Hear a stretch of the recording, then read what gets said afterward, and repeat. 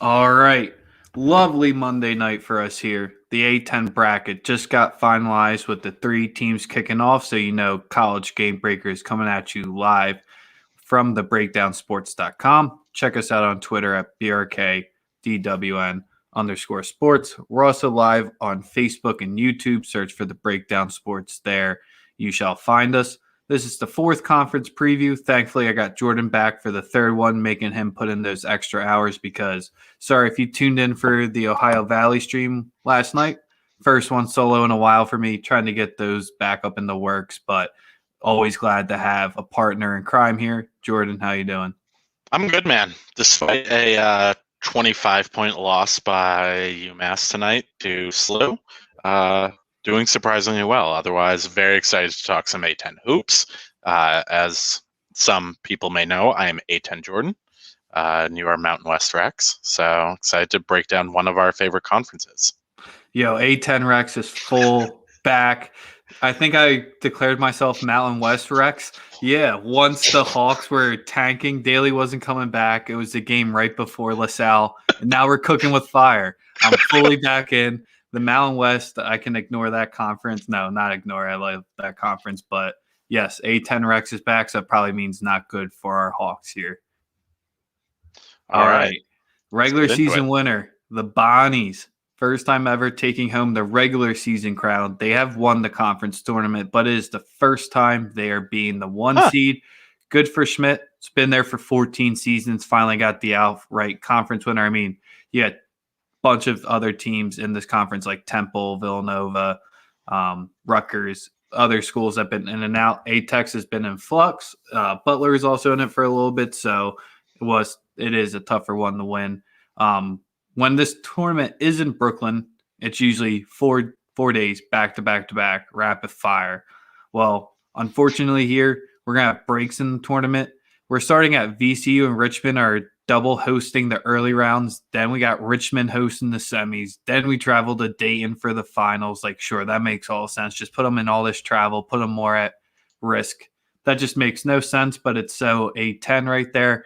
Not really surprised. Do you have any thoughts of, I love the A10 when it was back to back to back because I think this does give advantage to some teams than it would have previously. What's strangest is that the team where it's being hosted, first round or like the play-ins at VCU is not playing in. Thursday, VCU/Richmond, VCU still doesn't play. I mean, they don't get any of that. I guess it's home court advantage there. At all, yeah. I mean, they should. Friday they'll be playing, honestly, with the way this conference has been run this year, I wouldn't be surprised if Richmond has the game at VCU on Friday and VCU has the game at Richmond on Friday. Yeah, I didn't see anything like that if they're going to specifically move people out so they don't get the home court advantage. And it's also a shame that if they do, Bonnies are at a disadvantage. They finally win it for the first time, and Barclays is a lot closer to them than all the way down in Virginia because there is going to be limited number of fans there. But I don't think the Bonnies contingency might travel that far. No. Yeah, I remember when I was in school, at least the play-in round used to be on campus because I had told you before I attended a play-in game for UMass when I was a freshman. But I know at least the last few years they've done the majority of the conference at Barclays. It is a little bit more spread out with the final being about a week after the Final Four, which I found interesting. It's interesting that they're going back to, I mean, some teams, there's the potential, let's say, I mean, St. Joseph's. St. Joseph makes it all the way through. They're playing 4 games in 4 days. Yeah, it would be. Tough road to travel. Yep. So that's kind of where it gives the team an advantage back there. I don't think any of the teams in the back hold that much value, so it might not help them in the long run. But as we'll see in my bracket, I think the A10's cannibals here because as of right now, they're projected to be a 3-bid conference, potentially a 4th. This is according to Hazel metrics. Definitely didn't help tonight with Richmond taking that bad loss to the Hawks. So, I mean, we're seeing this at potentially 3. This is one where if there could be a bid steal here and cut it even more, I have no idea how many teams going to make it from this conference. I mean, people are saying Bonnie's is solidly in. I don't know if they're solidly in. Yeah, like If you want to give them, if they lose in the first round, or if you want to give them that's what the I'm credit thinking. for the regular season title, then sure. But I could see a scenario that the Bonnies don't make it. Yeah, I mean, I agree with the cannibal aspect. I think it's certainly a 3-bid conference, provided we don't see the top 3 teams all get booted on their first game. But yeah, potential for a 4 conference. I mean, a few weeks ago, you and I were like fucking crying. We thought A10 was a 1-team conference, And it still potentially could be. Yeah, true. Yeah, if I'll Fordham be goes happy if they're when beat. Fordham goes all the way and wins, it's going to be a 1-bid conference. That would be legendary. Cannon, the coach, having the worst offense in all of Division One and making the tourney in the COVID year. Oh, but speaking of conference overall or as a whole, I mean, when you look at the A10, it's weird just because it's all green. If you look at Ken Palm and just go to the sorting, if you just ignore the bottom teams that are playing in the conference games, it's all green. You have 7 teams in the Ken Palm top 100. You have 10 teams in the top 125. So with the A10, you just have maybe 2 teams, 1 team that sticks out above the mold. But I think you could argue that you have 10 teams that on any given day could be ranked anywhere within each other. Some teams are a little bit stronger in offense than others. Some play. I mean, there's rarely any teams that play with tempo in this conference. So that's kind of where I don't want to say these teams are carbon copies of each other. It's just there's not much that separates each other from the pack, which is why I think it hurts their conference bids. Rhode Island kind of runs it, don't they? Nah, roadies play at 131 pace, so they're the 4th fastest in the conference, but I wouldn't say 131 is necessarily a fast team. When we were talking about the home court advantages, that's where I was very interested to see if they would put VCU or Richmond, because this is the 4th ranked overall conference for home wins. Other than that, no huge stats jumped out where this conference was legitimately good in one thing. It's not like when we talked about the American East, all the offenses were just so bad that the defenses were good. This is just a conference that's tough through and through, and their block percentage and is their highest thing that they have on Ken Palm. Interesting. I guess French is taking up a bunch of those. Yeah. And then Uri or whatever the center for, I'm going to butcher his last name. I butchered Nick Muzinski's last name a lot. So St. Bonnie's center. But to get into the odds, we finally have odds. Thank the Lord. We had to do 3 conference previews without odds. So I'll rattle off your top 4 real quick with St. Louis and VCU at plus 250, Bonnie's at plus 350, Richmond plus 400, Davidson plus 950. Then you got everyone else plus 1,000. So from the odds, does anything just jump out at you, stand out to you real quick, or do you want to just get into who are we instantly crossing off from this list? I don't see Fordham in yours. What's theirs? It's too low to be on there. Let's jump into who we're crossing off. All right. One team that I have to say I have to cross off, and it's weird saying it, I'm crossing off the Bonnies from this right away at plus 350. Weird. I'm a big path guy. If you haven't seen so far from this, is where it maybe I'll look up Bart Torvik, put up the probabilities, but I'm a huge path, and I just think where they draw, they don't have one easy game. And yes, they do have the double bye, so you get it there. But the winner of Richmond Duquesne's going to put it up to them, because Bonnie's is just so short. They legitimately play 6 guys, and I've backed them before. And even in tonight's game, where you see if they just don't get cooking, offense gets really reliant. And Lofton, I mean, he's one of their top guys, but he's not someone who's going to light it up from deep. They rely on the 3 heavily. So at plus 350, that's just not enough for me, where when we get Bonnie's versus Richmond or Duquesne, that's probably going to be a 5-point spread. So that's just not enough confidence in me to back them at a plus 350 price. So you're crossing off Richmond too then, right? Yes. Okay. Because I was going to say, you can't cross off Bonnie's and then not cross off Richmond. Richmond has 1 more game, and they're only slightly better odds. Cross-offs from me immediately, SLU. It's just too low. Um, when Mhm. you look at the path that they have to take, I think that the VCU path is an easier path. So similar thought process to what you had on Bonnie's. If SLU were to match up against Bonnie's and some divine miracle where SLU beats UMass, I don't know how they would ever do that, but if they did beat UMass, they'd have to match up against the Bonnies, and I just think that's too hard a path. Whereas VCU is going to, I mean, they could lose in that very first round. I think that the path on their side of the bracket is a little bit Mhm. easier than what SLU would have to do. The other one that I am crossing off is Richmond. The same thought process. It's just too hard a path.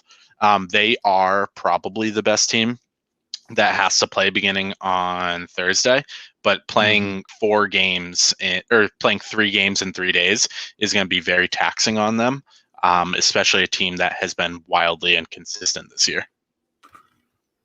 Yeah, I echo that where you want to target a team with value in that bottom area Hmm. because the bottom of the bracket is where it's a little bit more up for grabs at top with Bonnie's, SLU, Richmond, and I still think Duquesne is a team that you can't write off right away. They just played only 16 games this season, so they barely made the threshold. But that top bracket, I think we're going to see dog eat dog a lot more than that bottom bracket, where I don't think it's necessarily easy as well. But who do we think we can win it? And that's where this was a team where I wanted to include them on. I'm going to write them off, or I can include them on who do we think we can win it. It's the same premise of why I talked about Belmont last night, Bones Highland. If his health, it seems like they kept him out this past weekend just so that he could He be could be fully healthy. healthy and Yeah. not risk anything early. So I'm going on the scenario that Bones plays, and that's where VCU fully healthy. He's playing. I just like them a little too much this season to not think there's that. They're 5-2 at home, so if they do end up getting that conference home game, it's there.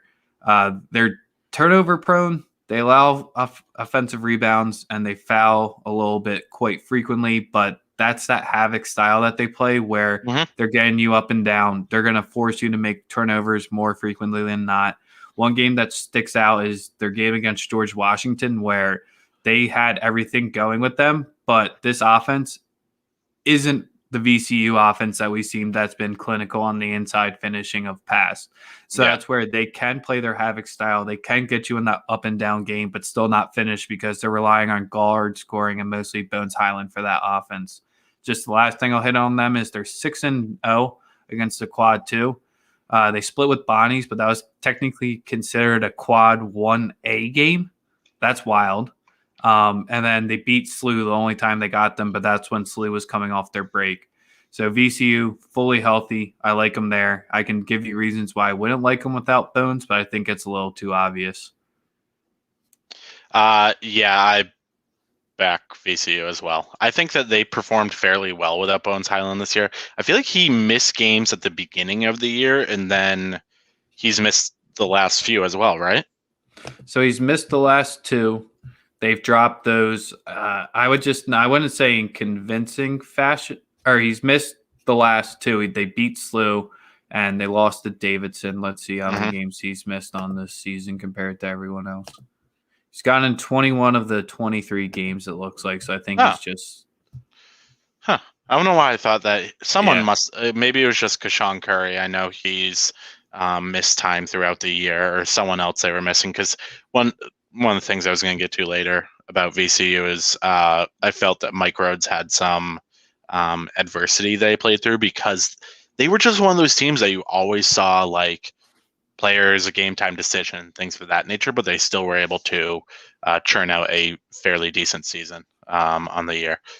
A team that I think can win, and I'm sure whether or not you are crossing them off or not, is the Bonnies. I know tonight, for example, you said if they don't get cooking, but by and large, they do cook.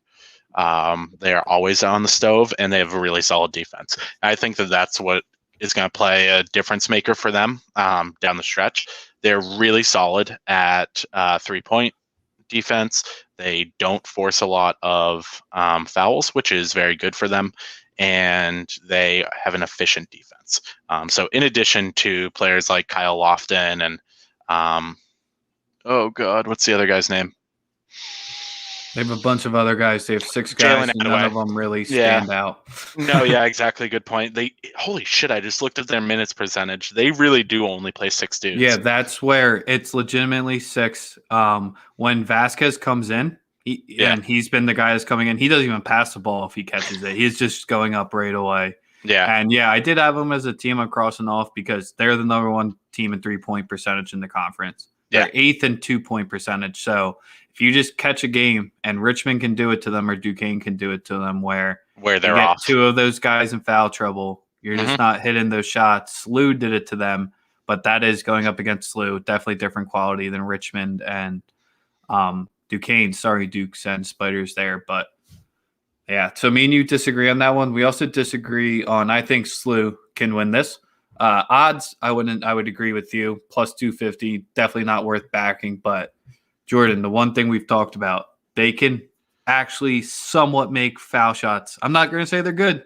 Never going to say St. Louis is good at foul shots until we see 2 or 3 seasons of them rattling back to back to back. But this season, they're not shooting at a bottom 15 to 30% in the nation. And French is the game changer for them because he just has so many first halves that he just gets into foul trouble. They completely lose all his versatility. Completely different game in there because when he's there, he gets to Giberson, Perkins, and Goodwin. It just opens up that game for them because the Linson, the replacement they have that coming for him, I'm not impressed whatsoever from his game.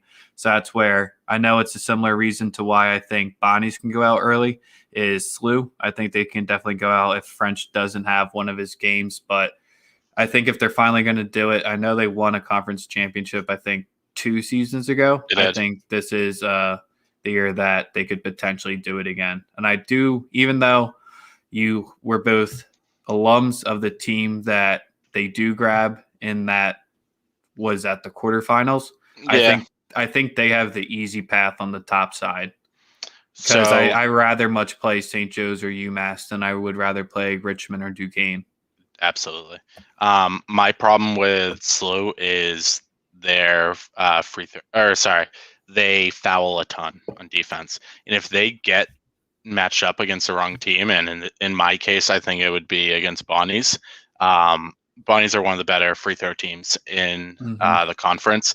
That for me, anytime there's a team that is fouling on almost 40% of their possessions, that really concerns me in their ability to stay out of foul trouble in games that matter the most. Yeah, I think it's because I bet Bonnie's money line against SLU. I think that one could be ringing in a little too much in my head or too much recency bias because Bonnie's wasn't in that game from the start. I think it was they got up to like a 20-4 or 17-4 start. Yeah. So definitely take a little bit of recency bias into there. So long shots, everyone's favorite part because Jordan, you've been on fire. You've hit in not two of your long shots to win outright, but yeah, our long shots usually convert into the upset that we like because they definitely have to have an upset on that path if they're a long shot. And we have odds to put next to this long shot's name. So you can actually put some coin behind it if you like us here because sure, maybe we think this team can win it outright, but if you do lock in a little bit on this, you have hedging futures throughout. You make conference tournament a little bit more fun. You can potentially wager and just guarantee profit rather than picking a team that's probably the 5th seed or lower to win it outright. So since you're the one who's been hot so far, I'm only 1-1 on mine. Who was your long shot in the A10? My long shot in the A10, and I can't believe this is what I talked myself into. It's George Mason. George Mason's odds are listed at plus 7,000, courtesy of FanDuel.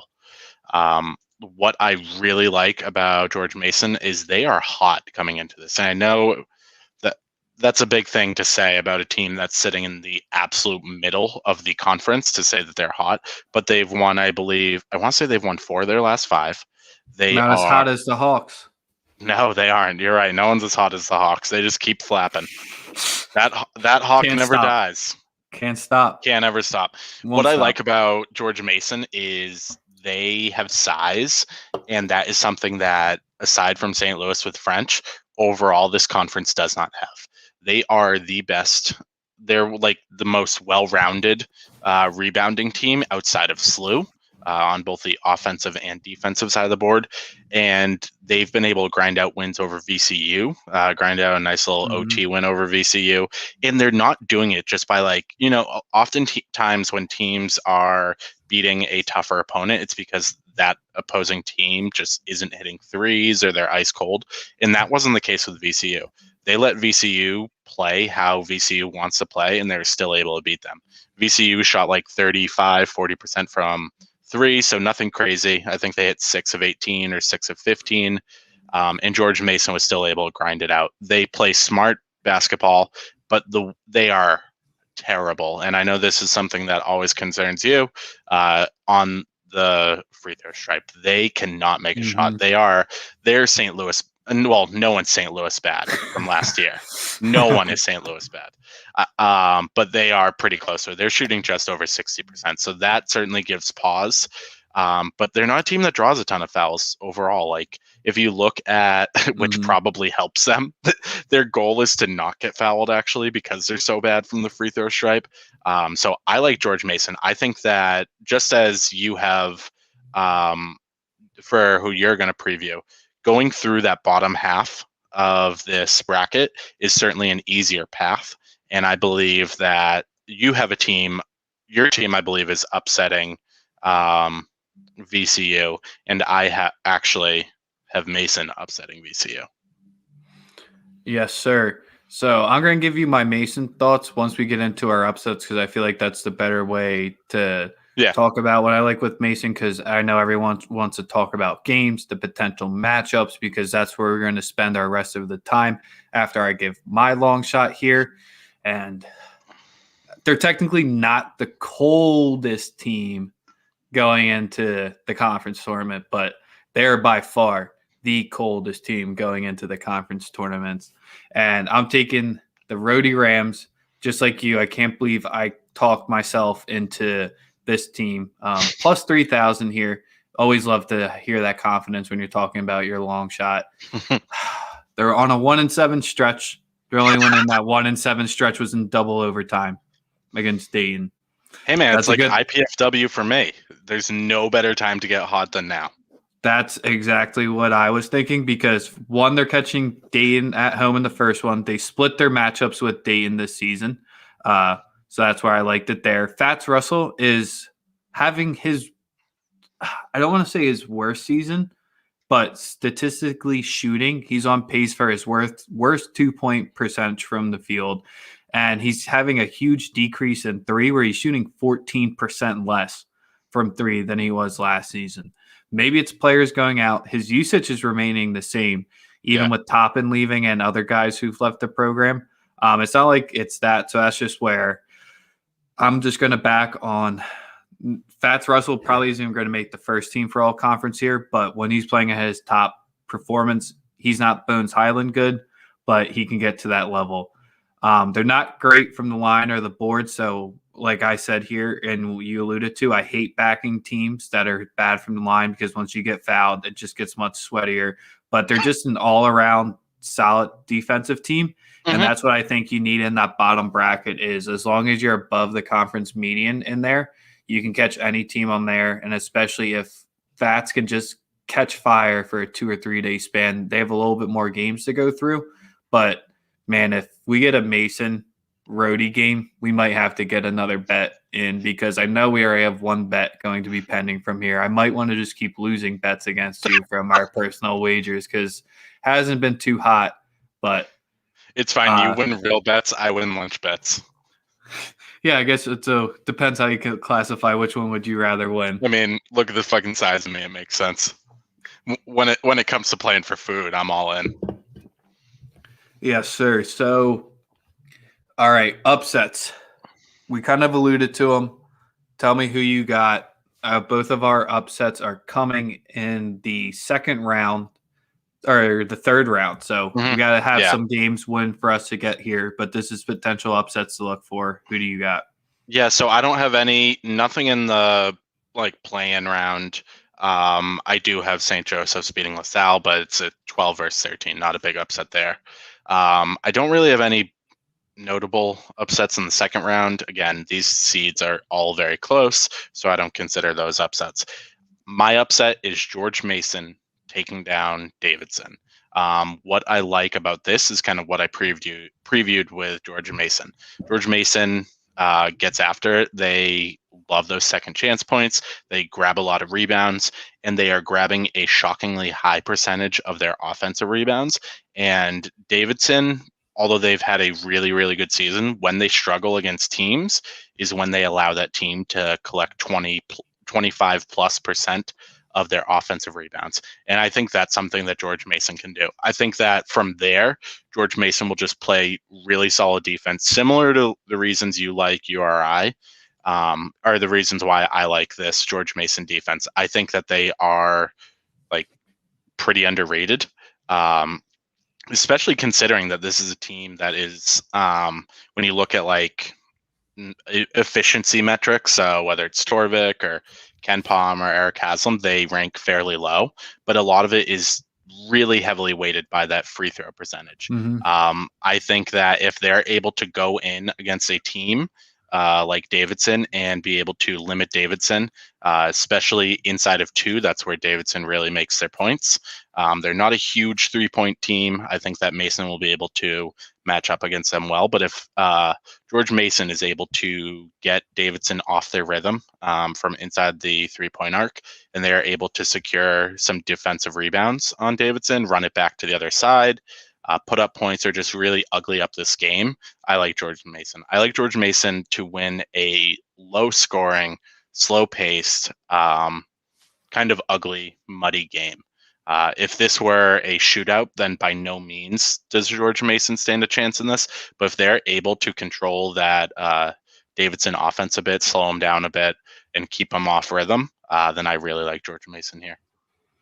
Yeah, so I think Davidson was the team that I probably watched the most tape and put in the most studying on, because this team, I don't want to say they're the picture of inconsistency, but they kind of were, where they had games throughout the season where they looked like they could be the number one seed. And then other games, they're getting blown out and they're just looking like garbage. So my issue with Mason, before I get into, because it's just quick, is it's Jordan Miller or it's nobody else. And that's my only concern, where Davidson plays UVA slow. They're the slowest team in the conference. Yeah. They're not going to try to run with you. Davidson is 0-3 against the quad 1, but they're 8-2 against quad 3 and quad 4, and that's where Mason comes into. Somehow, both of these teams were on pauses at the same time. Scheduling never worked out. We didn't get to see these teams play a game against each other. So I kind of like that throughout here, because we see some recency games that might come in the picture, depending how you have your bracket coming out. Davidson, they don't get to the free throw line, and it's kind of like George Mason. They don't want to get to the free throw line because they get them as well.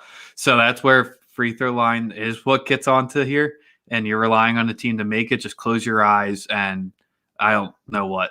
This is where these two next things, and I guess, or three next points, is the ones that confuse me the most. Is Davidson actually does have some size. They have one guy that they run that's smaller than 6 foot. They have one guy who's 6'3". Everyone else in their rotation that gets minutes is 6'5". So they kind of do have some size that could match up with Mason's. Lee, probably their most dominant player, one of their better scorers. In his last 10 games, he's only broken 10 points 3 times. So he's on this insane cold streak, because in his first 10 games, he was unreal. He only had less than 10 points on one game. It was more closer than 20 than not. So I don't know if teams got the film on Lee, what it is, since he is only a sophomore. That's where it is. And this is more of a team-oriented one, where they have 3 or 4 guys who I like on this roster, but I don't understand why they shoot threes at the 15th highest rate in the nation when they shoot it at 35%. It's not a terrible clip. That's like right around 100 for you. So you're better than most teams, but this team is the 5th best 2-point percentage team in the nation. Why are you just pounding it on the inside. I know you're creating the offense from your in and out games. You're shooting the wide open threes, but when your offense is just your 2-point offense is just that much more dominant, and they're falling into games where they're chucking up 37, 40, 33 threes. Like, you're legitimately shooting 59% from two. Just Yeah. increase that rate a little bit for me. And that's where Davidson, they just are inconsistent. That's why I definitely think Mason can clip them because they have the size that can match Davidson's. Davidson, I mean, they lost the last two to Bonnie's, but other than that, they've been kind of hot recently. But I definitely do like that Mason play there. I just had to get my Davidson talk out because I don't think we'll probably hit on them for the rest totally of the fine. stream. Real quick, going back to George Mason, I know you said Jordan Miller or nothing, but Tyler Kolek, the freshman, I think he's either a point guard or shooting guard for them, is absolutely electric. This was a dude who was coming off the bench towards the beginning of the season and early in conference play. And I think the game against UMass single-handedly thrust him into the starting lineup. When I look at Torvik now, it says that he's played 75% of their conference minutes, which, he, like I said, he was coming off the bench prior to that UMass George Mason game pretty early on. And he can knock down threes. Like, no one gets hot like he does. Mm-hmm. And that's something that I think if they're able to, if Davidson continues to do this thing where they don't know their identity as a team, they don't feed the ball inside, and they're chucking a lot of threes and they're missing them, I think that having a player like Tyler Kolek or Jordan Miller is going to draw all the attention. Having just a dude who's lights out from deep, wide open consistently is going to really play into George Mason's favor. Yeah, that's definitely going to – I mean, I'm probably going to watch every A10 game just because A10 Rex is officially back. But that's definitely one to circle. I'm not laying the points with Davidson in that game. I can tell you that right now. In my bracket, as we're going to get to, we're going to hit on some games there. I do have Davidson advancing over Mason in that matchup, but I'm not laying the points. Yeah. My upset I have is – I guess you could call Rhodey over Dayton an upset, but it's not that much of an upset. That's the game I'm more worried about for Rhodey than I am about this VCU game, surprisingly. One, you always have the questionability of never want to wish anything ill on Bones, but if he, for some reason, isn't able to come back and play and Rhodey's getting them without them, I like it that much more because Bones is just Fats Russell's like Ingma, worst thing he wants to see. He probably has nightmares of Bones. That's really his kryptonite. Yeah. But the thing is, Rhodey's two best defensive games of the entire season, or two of their better ones, did come against VCU, where they beat them outright. They lost by one in the end of the game. So you do have the 2 against the 10 matchup here, technically. And they held VCU to 0.93 points per possession and 0.89 points per possession in their two matchups. So that's just where we've seen the Rhodey defense, even though it sits at 4th or 5th in the pack, if they can just find that semblance of offense that they need from Jordan Shepard and Fats Russell, Walker and Mitchell are nothing I'm ever going to rely on to get me points on the inside unless I just have Walker dunking it every time. Past that, their inside game is a little rough. Their threes is even more rough where Shepard's their guy. I'm just hoping that Fats, he has a Dwayne Wade type, Marquette type run here. He puts the team on his back, a la Greg Jennings, and we see Rhodey make a deep run. And it's just a perfect way to get into how I think my bracket is. I have a bunch of upsets. I think we see a nice bit of cannibalism here. So is there a game that you want to hit on first before we hit the matinee game, the one that everyone's going to be tuning into on Thursday? No, let's jump right into it. All right, we want to go UMass St. Joe's right away? Go for it, Rex. Let's hear you gush over Ryan Daly. Well, is he the most important player other than Nick Mandzusic is for Belmont? Because Belmont was 18-0 in conference play before he missed 2 games. St. Joe's wasn't anything hot before Ryan Daly started missing the games, but it was that first VCU game. We had a control episode where we saw Daly was going to be out. That's where we started targeting them. And ever since he's been out, they won 1 game against Albany. Congrats on that win against the American East. And that's why I jumped ship. I left it. And since You I left the the ship, A10. since I left the A10, they've won 3 straight A10 conference games. So that's where we were joking with if Fordham is the team that makes it. St. Joe's is the team that you can actually kind of joke about. Can they make it? No, they're not going to, but they have the tougher path up top. I mean, if we're going to joke about Fordham, you're talking about the hottest team in the A10, 91, 97, 76 points. The defense was getting clutch stops against Richmond. Clutch stops. Not good for them. It's only their third game the entire season where they've held them under 1 point per possession. So we're finding some defense now that Daly's back. He wasn't ever really that good at defense, but I guess when you make more buckets, it makes defense playing a little bit easier when you're not constantly caught out in transition. And Taylor Funk is the one who thrives the most out of Daly being back because all the attention 100% goes back to him. Funk can play in his short wing, his short post role where he just hits the catch and shoot shot after Daly goes. So that's just where if Daly's going to ride it in there with Fats Russell, that would be an awesome conference tournament final, and that would be the definition of cannibal and John Rothstein's stupid ass thing he does from Silence of the Lambs every time an upset happens there. But 14.5 dogs today. I don't see UMass winning as 14.5 dogs. You might not be listed as 14.5 dogs, but no. I do like UMass in this. I know it's a shocker there. This team, UMass, us, we need to figure out who the fuck we are. And I think there's no better slump breaker than SJU. I don't give a shit that SJU beat Richmond. I think you just had your Super Bowl, and you are going to go in, beat up on fucking LaSalle, pasta dish, and then the Trey Mitchell train is coming to town. Choo-choo motherfuckers. Taylor Funk's hitting the floor a lot. Whatever his name is. Yeah, it is Taylor Funk. Gonna hit the floor a lot. Trey Mitchell's gonna be banging threes. We're somehow gonna figure out this whole bench situation where everyone just gets like 2 minutes a game or 3 minutes a game, and we give everyone equal playing time like it's a socialist community. And UMass is gonna give it to St. Joseph's. I'm willing to bet that St. Joseph's cannot continue to play at the rate that they have. It's been a great 3-game win streak for them. It's going to be a 4-game win streak after they beat up on Pasta Dish, but the buck stops there. It's time for the big boys to come in, and UMass, just remind that little hawk that sometimes you do have to stop flapping. It's tough when you just lose to Richmond by 14. And we did. In our first game, that was our first game in how long? 3 weeks? 4 weeks? Yeah, since the 6th. You went from the 6th to the 23rd. Yeah, we're just getting our fucking feet under us right now.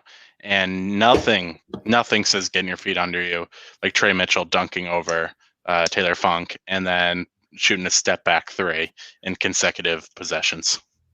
You mean Mr. Trey Mitchell that's had 4 dunks on the season? Is he allergic to them? He shoots threes. I'm still unsure why our center is shooting more. I think he's probably the second highest 3-point shooter in terms of volume on the team. Still, I mean, this is a Matt McCall team, so I'm not terribly surprised that he has our center standing at the 3-point line all the time. It's not like Trey Mitchell isn't great at shooting threes, but you give me Trey Mitchell or Taylor Funk, and I'm going to absolutely ride Trey Mitchell. Yeah, Trey is 3rd in your team. You have Weeks and Pierre ahead of him. I don't know why. I feel like TJ Weeks has been there since I went to school, which clearly isn't true because he's a freshman. I think we just had another dude named TJ who played at UMass, who also was a guard when I was there. Damn, you're hating on Matt McCall. That was strange to hear because they were gushing all over him on the broadcast today. If you didn't hear that. He's terrible. He was at Chattanooga and he was a Billy Donovan assistant. Billy Donovan assistant where they've won 2 ships. They're like, oh, the perfect way to learn how to coach in college basketball is to go under Billy Donovan, then go have a good team at Chattanooga because they did go 27-6 that one year. And then I guess his own players. Then he Yeah. brings in his dudes. So the UMass thing this year is that our assistant coach is the one who's been pounding the pavement in the recruiting world.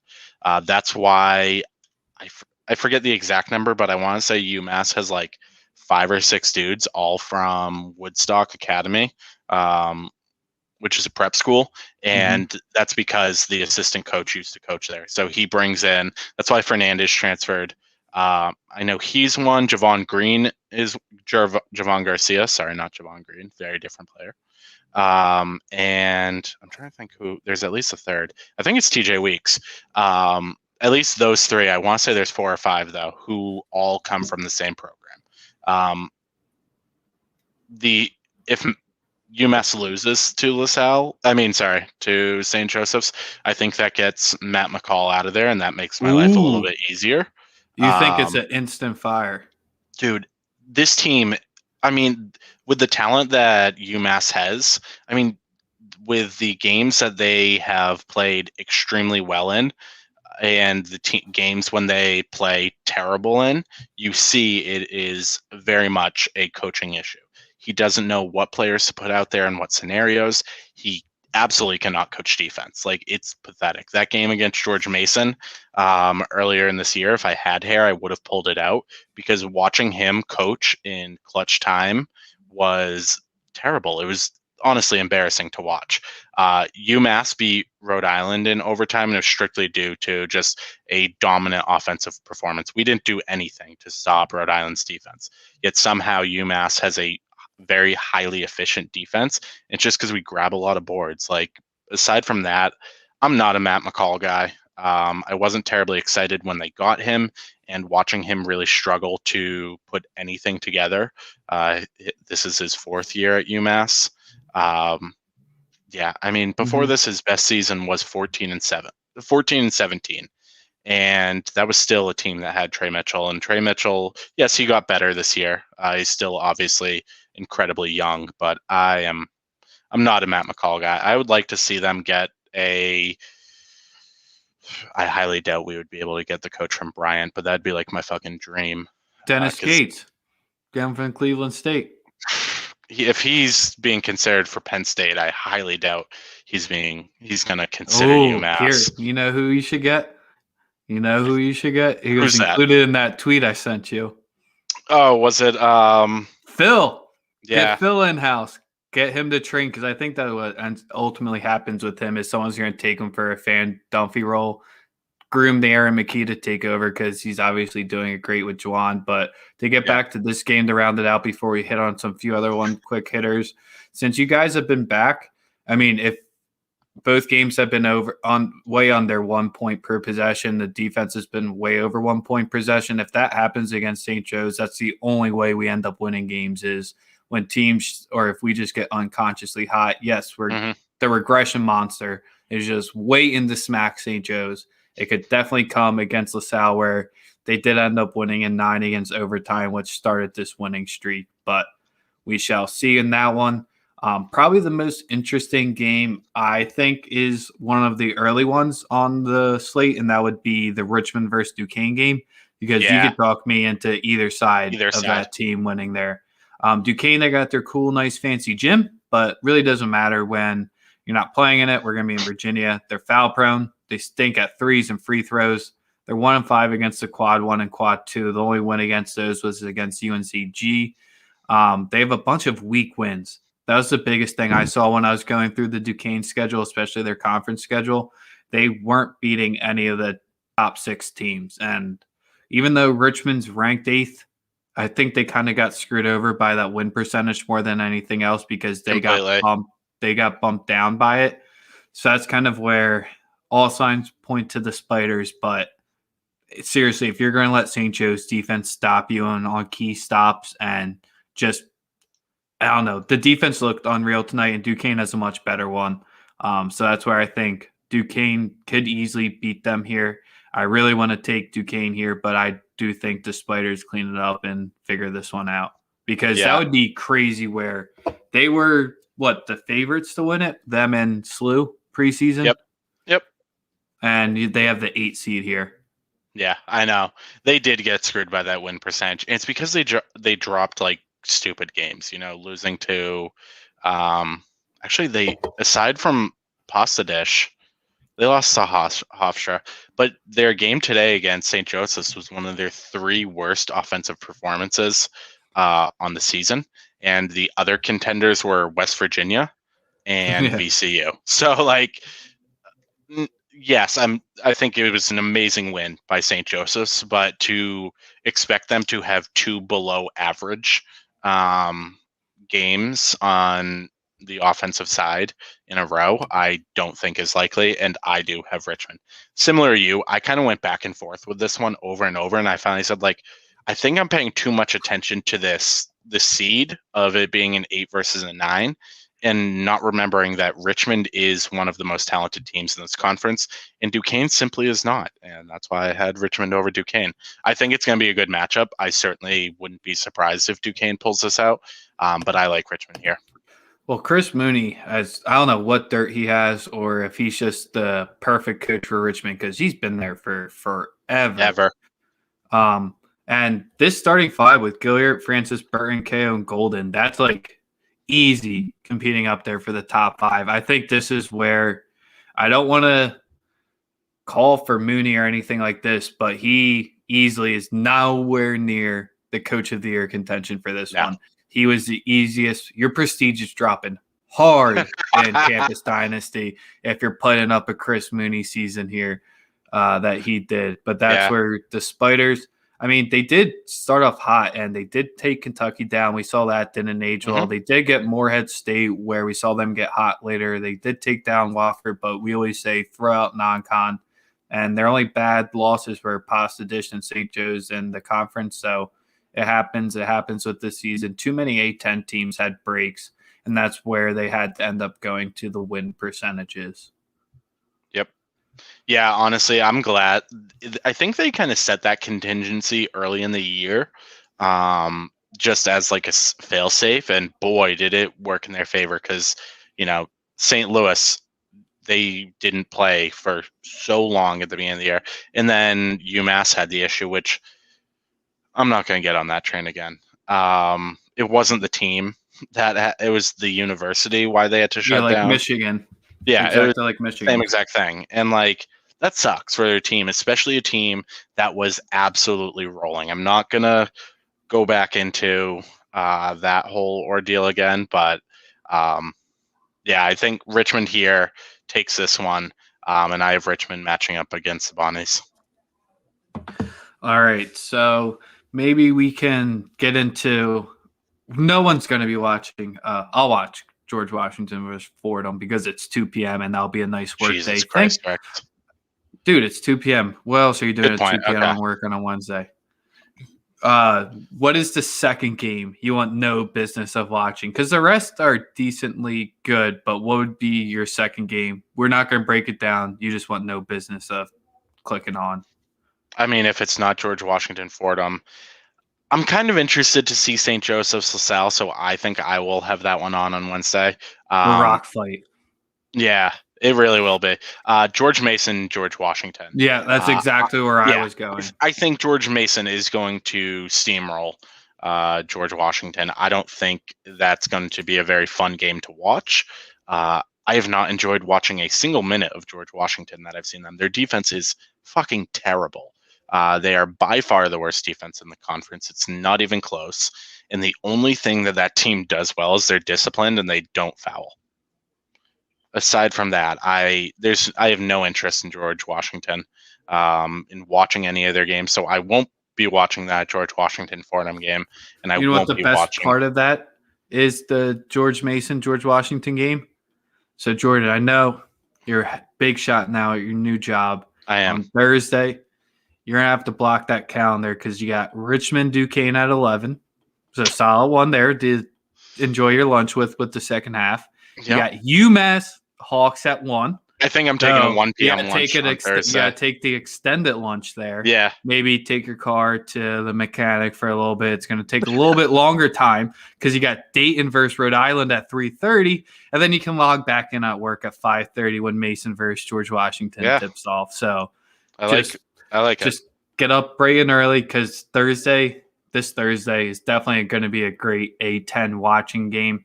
And other than that, I mean, all the games on Friday I think are going to be must watches as well. We're already running at 50 minutes. We got a few things left. Yeah, it just flies past when we're talking A10 hoops. Oh my so God, let's get it's 10 into p.m. let's get into our final four and our championship here. So let's say who we got in the final four in the top half first. Jordan, kick it off. Who do you have in the top half of the bracket? Bonnie's UMass. Bonnie's UMass. So I'm completely opposite. I'm Richmond SLU. Great. How can we both it. be wrong? One of us has to be right. Duquesne St. Joe's. Yeah, right. That's the way that we're both wrong.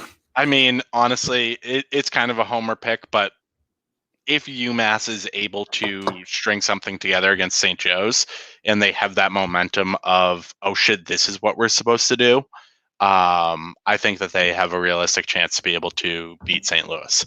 Avenge what you did tonight, because that's where it's just honestly liked UMass's. If tonight's game didn't happen, I was probably gonna not pick UMass. Like obviously, I'm taking St. Joe's because we're having a lunch bet on that, but I would be a lot more looking into saying UMass can definitely take down St. Louis if they play them right. But if today's game would have been the inclination of it, I lost a lot of faith. But that's what you have to do when you're a gambler, when you're looking at these conference tournaments. Have short-term memory like I do with Rhody. You have it with UMass here. Yeah. So I have them at the top. I have Bonnie's taking out Richmond in that game. So Bonnie's UMass. And then my bottom of my bracket, I have VCU and George Mason. I have George Mason taking down Davidson, which I already previewed, and I just have VCU taking down Dayton. Well, we can't be wrong. I have Rhody Davidson. This is the best one we've done yet. We don't project the brackets to each other. We did it on the first one. We have complete different final fours, and that's where I think it's if we combine our brackets, we have a perfect bracket no matter what. Yeah, because that's where I was in my Bonnies is one of the teams I'm not crossing off because, like we just talked about, how Richmond, you just got to ignore that 8 seed because I think St. Louis has the easier draw getting St. Joe's or UMass than getting potentially Richmond there. And so that's why I do think Richmond can potentially make it. Rhody, I already explained why I like them to beat VCU, beat them and kept it within a 1-point game when they had Bones. If Bones isn't there, I think that just plays in the Rhody's favor more. And then Davidson versus Mason. That one's a toss-up. Like I said, not laying any points with Davidson. I just think they take it out. So please don't tell me you have UMass in the finals here. No. UMass is in the – oh, all right. No. I have Bonnie's going to the finals, but George Mason as well. Ooh. So I got – they're hot. I mean, hot. And if they, again, this is a lot of ifs, but if they're able to string it together in that game against Davidson, I see them just continuing it on to VCU. They already beat VCU in their only game where they played each other this year. And if they didn't, like I said, they didn't like knock VCU off of their course. They let VCU played like how VCU plays. Very slow, methodical team. The ball wasn't dropping, and when it did, George Mason took it down to the other end, and they scored back. It was a low-scoring game. I think it was like 76, 74 through overtime, so it wasn't like a barn burner.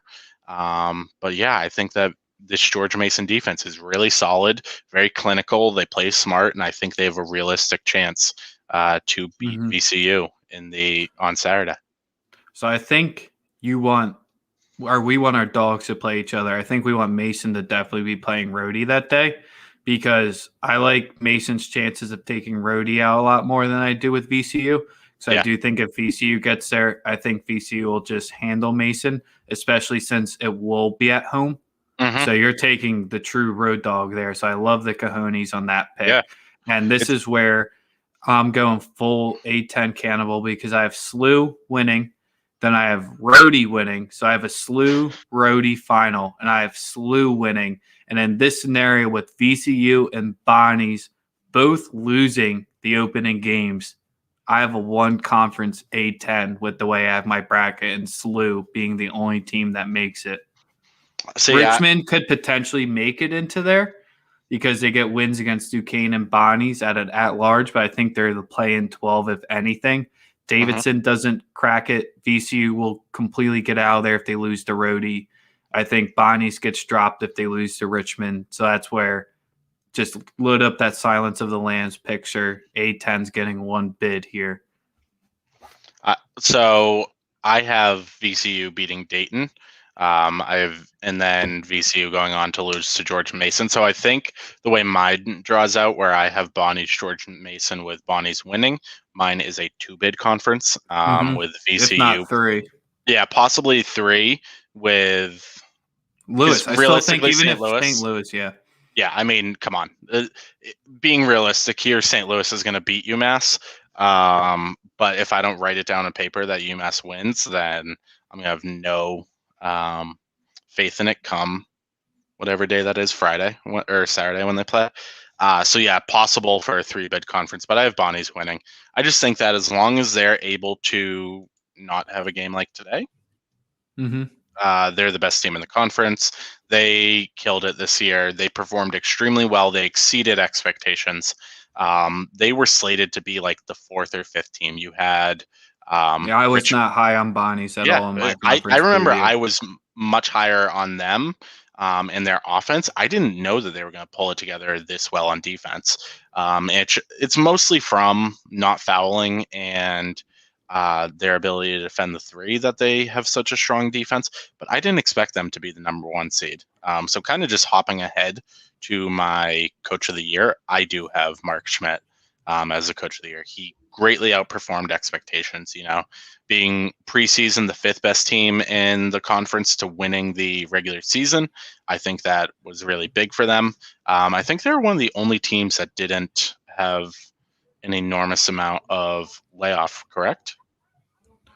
They played Rhode Island 15 and LaSalle. games, so they were definitely more towards the top. I know Rhodey played 17. Rhode Island and Sal both played 17. So they were definitely more towards the top, where they didn't have any really extended layoffs because I think they were more affected by teams not being able to play than anything else. Because when you go through their schedule, they don't have a single break. Correct. Yeah, they a game against UMass got canceled because the UMass campus shut down. I know that those 2 were supposed to play. So yeah, I think that Mark Schmidt, in addition to Bonnie's winning this, I have Mark Schmidt as my coach of the year for the conference. So the strangest thing, I don't know if you've noticed it, when you load Bart Torvik, it still loads it when it's 0-0, and he still has all of his like preseason stuff as the initial thing. You have to hit reload twice to get the – I don't know if it's just my Surface that does it, but he had Bonnie's as the 7th team in the conference. Wow. So that's where that prestige on Campus Dynasty through the fucking roof there. Yeah. And that's kind of where VCU and Rhodes would be the only other person that could have contention for it because they were ranked to be from Bart Torvik's 9th. So really?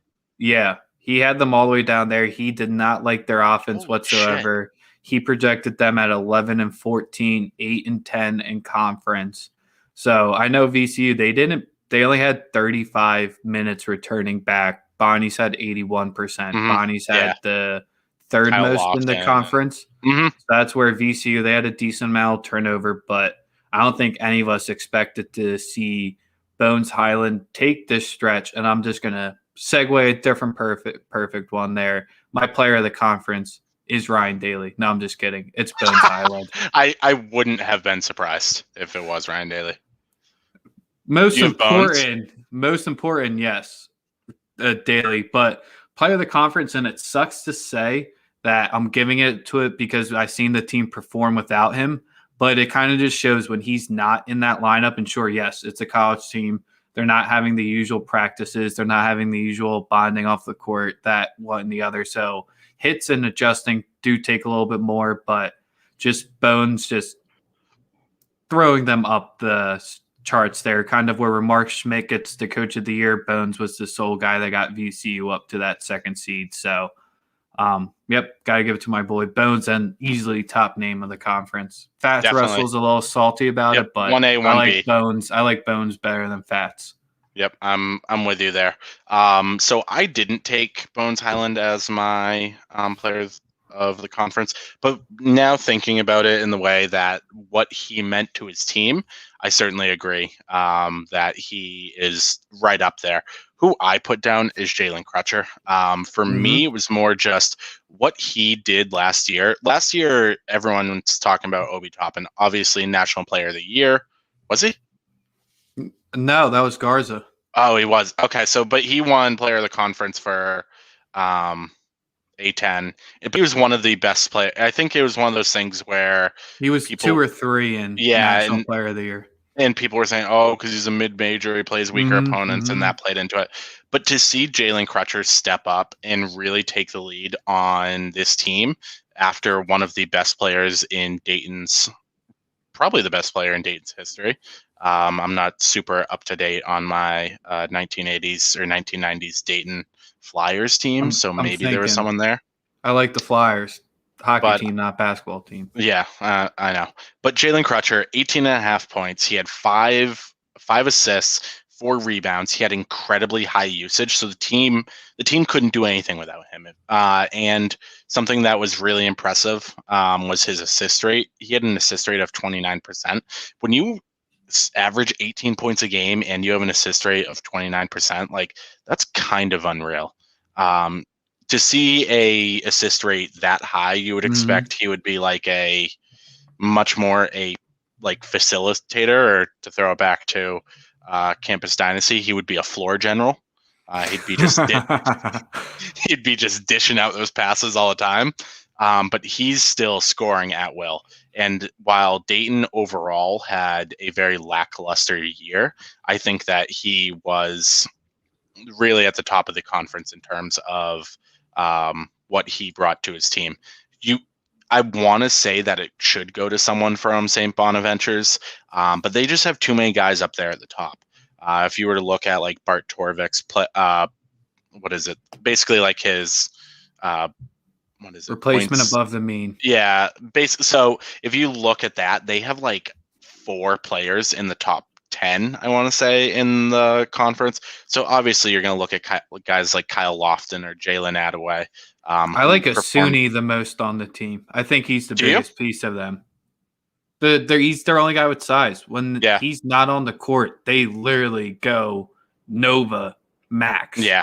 Yep. They go 5 guards. They even go with 4. So that's where, and Asuni, that's where he just completely, maybe he's the one that skewed the blocks because, but yeah, that's why I really like Asuni on that roster, and he's one of their biggest pieces. What was Crutcher? Yeah, it was just extremely impressive how he kept them afloat. He kept them reasonable. It's a shame they're not on the bubble. They don't. Yeah. From what they put up this season, they don't deserve it. Definitely think they can catch Rhodey, but for your day in basketball history knowledge, they've had 2 players drafted. One was Obi. One happened in 2018. Before that, they didn't have anyone be drafted since 1985, and they've had a total of 23 total players in the NBA. Okay. So Obi's by far the most famous. Second would be, maybe it's recency bias, because they do have, I guess, some better ones like Jim Paxson. Oh, really? Back in the day. Yeah, that's where one of them, but Lil Giannis went there. Okay, yes, I do remember that. Didn't play that much there, but Little Antetokounmpo did go to Dayton. Yep. I think that was during the Archie Miller days when I mean, Dayton's been a solid program, especially when you and I were in school. The coaches they bring in and time out is the one thing that keeps that afloat. I don't know what it is, what pull Dayton has to bring in a coach. It's just year after year they bring in a top tier coach. Mm-hmm. Yeah, and then Archie Miller goes on to Indiana and kind of flounders like a fish. He's going to be back at a mid-major next season. Yes, yeah. Oh, shit. Maybe he comes to UMass. Nah, he likes Oh, middle. He likes middle of the country. There's no way he's coming to I was Amherst. about to say, and Miller, I don't think is the last name that fits in with the Boston area. It's not Yeah, I Irish mean we've enough. got. I mean we had Derek Kellogg. That's a really good name. Matt McCall was good. Uh, Travis Ford before that. Fucking Travis Ford. All right. So that is the A10 from two alma maters that look like they'll be tipping off against each other at 1 p.m. on Thursday. I got SLU and Rhodey in the finals with Rhodey being my underdog to look at. Jordan can recap his bracket any way he wants, but I think we see some cannibalism here. Yeah, so I have my final is Bonnie's George Mason. George Mason is my long shot to watch for similar reasons that you like URI, just at twice a better price. And yeah, I think the way I have my bracket drawn out, it's a 2, possibly a 3 bid conference.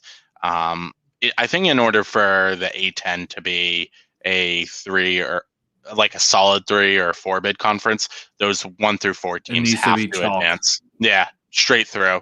And Every it's never chalk. now, It is. especially in this conference. I mean, I was this is about a to say, team history where shows chalk I mean, never wins. no, LaSalle had some big wins this year. I think Fordham might have had 1 win. George Washington probably won a game somewhere. I mean, you guys had a big win. We beat URI when URI was like the number 2 team in the conference. So there's a lot of speculation in Yeah, this, and George there's Washington had 8 games in conference. They had the least of everyone. oh Jesus. I mean, they also got screwed by because UMass. It happened in a game against UMass. They got screwed by the what was it, January 6th? With like the protests, riot, whatever we're gonna call it. Because their campus had to shut down because it's smack dab in the middle of everything. So they really got screwed by that. Who saw that one coming? I guess a lot of people that lived there that were in tune like SVP because they didn't have a show for a full week. Oh, touche. I didn't know SVP was in DC. Yeah, the headquarters of their shows officially moved there now. They're in the same building. It's supposedly extremely small compared to headquarters, but they're in the same one that PTI is in now. Ah, He got Sanford Steve to move down there too, which is crazy. did not know that. But other than that, make sure you check out thebreakdownsports.com, BRK, DWN_sports. Just not college basketball. We cover you everywhere. General Sports Pod, The Break Room, Hockey Pod, End to End. They talked about teams on losing streaks. Basketball live stream, The Kevin Durrell Show, soccer, Line Breakers FC. We got golf and pony content out as usual. Yeah, brand new. Baseball's right around the corner. We got some power rankings in baseball. We'll start to see some baseball live streams coming up. Finally, good to get there. The Breakdown's really trying to up their stream game, get live almost every day. We're getting pretty close there. I know everyone's tired of seeing my ugly mug, but it's conference tournament time. Once this is over, it's only soccer talk probably from me for streams for a little bit. Woof. So I get to get some sleep in. Yeah. I just want to give a quick shout out. Moose Dogs at home. I forgot about our gambling pod. Well, they had a couple nice hits in the Golden Globes. I saw You know those fellas with their degens of, all right, let's load it up. Let's find out where the info is on the world in Detroit. Yeah. They got it on the low and nailed the Golden Globes. Yeah, I was very impressed by that. I saw Matt recapped his Golden Globes and turned a profit on the Globes. So when you're doing that without just betting all like the minus 500s, I think that's pretty damn impressive. That is the epitome of what the Breakdown Sports wants in their gambling pods is their football season's over. Wasn't time for the UFC pod yet, which we're pretty good. We also have a UFC live stream too. We're tackling every sport there. But yeah, that's my favorite is Golden Globes betting. Yeah, you can get me into it. I like darts. I like betting on darts. So Golden Globes is just right up there. Yep. But otherwise, looking forward to what's your streaming schedule looking like, Rex, for next couple conferences you're getting into? It's fun. I got fellow Breakdown contributor JD hopping on. Get to talk about the daunted West Coast Conference. Every team's a long shot there. Wednesday night, got fellow Breakdown supporter, Goose. We're talking the SoCon. So Talk a what? little Southern. I didn't know that. That's the Southern. We're getting nice in our wheelhouse there. Probably the top offensive conference in the entire nation. We're going to talk catamounts, That's so good. military institutes. Yeah, Goose is coming on for Southern and obviously the Big Ten. Yeah. But the Big Ten's not till Sunday.